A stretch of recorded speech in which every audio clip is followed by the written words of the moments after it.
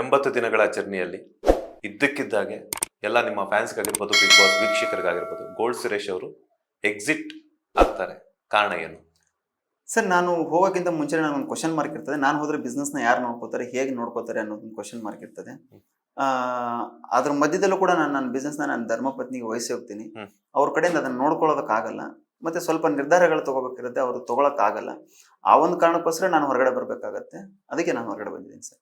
Okay, ಅಂದ್ರೆ ಎಲ್ಲೋ ಒಂದ್ ಕಡೆ ನಾನು ಬಿಗ್ ಬಾಸ್ ಅಲ್ಲಿ ಇನ್ನೊಂದ್ ಸ್ವಲ್ಪ ದಿನ ಇದ್ದು ನನ್ನ ತನವನ್ನ ನಾನು ತೋರಿಸ್ಬೋದಿತ್ತು, ಫಿನಾಲೆ ತನಕ ನಾನು ಗಟ್ಟಿಯಾಗಿ ನಿಲ್ಬೇಕಿತ್ತು ಅನ್ನುವಂತ ಕೊರಗಿದ್ದೇ ಇರುತ್ತೆ. ಆ ಕೊರಗಿದೆಯಾ ಅಂತ ಸರ್ ಒಳಗಡೆ ಇರುತ್ತೆ ಸರ್. ಅದು ಯಾವತ್ತೂ ಕೂಡ ಅದು ಒಂದೊಂದೊಂದು ಕ್ವಶನ್ ಮಾರ್ಕ್ ಆಗಿ ಉಳಿದಿರುತ್ತೆ. ನಾನು ಹೇಳಿದೆ ಮೊದಲೇ, ಒಳಗಡೆ ಹೋಗ್ಬೇಕಾದ್ರೆ ನನಗೆ ಕೊರಗಿತ್ತು ಅಂತ, ಹೇಗಿರುತ್ತೆ ಬಿಸ್ನೆಸ್ ನೋಡ್ಕೊಳ್ಳೋದು ಅಂತ. ಬಟ್ ಒಂದು ಕಡೆ ಖುಷಿನೂ ಇದೆ ಸರ್. ಯಾಕಂದ್ರೆ ಆ ಮನೆಯಲ್ಲಿದ್ದು ಏನು ನಾನು ತೋರಿಸ್ಕೋಬೇಕಾಗಿತ್ತು, ನಾನು ಏನು ಮಾಡ್ಬೇಕಾಯ್ತು ಅಷ್ಟು ಮಾಡಿದ್ದೀನಿ. ಇನ್ನು ಹೊರಗಡೆ ಬಂದ ಮೇಲೆ ಕೂಡ ನನ್ನನ್ನು ನಂಬಿಕೊಂಡಂಥ ಒಂದು ಸ್ವಲ್ಪ ಫ್ಯಾಮಿಲಿಗಳು ಕೆಲಸ ಮಾಡ್ತಿದ್ದಾವೆ ನನ್ನ ಜೊತೆಗೆ. ಅವ್ರಿಗೆಲ್ರಿಗೂ ಅದೇ ಥರ ನಿಂತ್ಕೋಬೇಕಲ್ವ ಸರ್ ಬೆನ್ನೆಲುಬಾಗಿ. ಅದಕ್ಕೆ ಬಂದಿದ್ದೀನಿ ಸರ್. ಓಕೆ, ಲೇಟೆಸ್ಟ್ ಹಾಗೂ ಇಂಟ್ರೆಸ್ಟಿಂಗ್ ಸುದ್ದಿಗಳಿಗಾಗಿ ಬಾಸ್ ಟಿವಿ ಕನ್ನಡ ಚಾನೆಲ್ನ ಸಬ್ಸ್ಕ್ರೈಬ್ ಮಾಡಿ. ಹಾಗೆಯೇ ಬೆಲ್ ಐಕಾನ್ ಪ್ರೆಸ್ ಮಾಡಿ. ಇದರ ಜೊತೆಗೆ ಫೇಸ್ಬುಕ್, ಇನ್ಸ್ಟಾಗ್ರಾಮ್, ಎಕ್ಸ್ನಲ್ಲೂ ಮಿಸ್ ಮಾಡದೆ ಫಾಲೋ ಮಾಡಿ.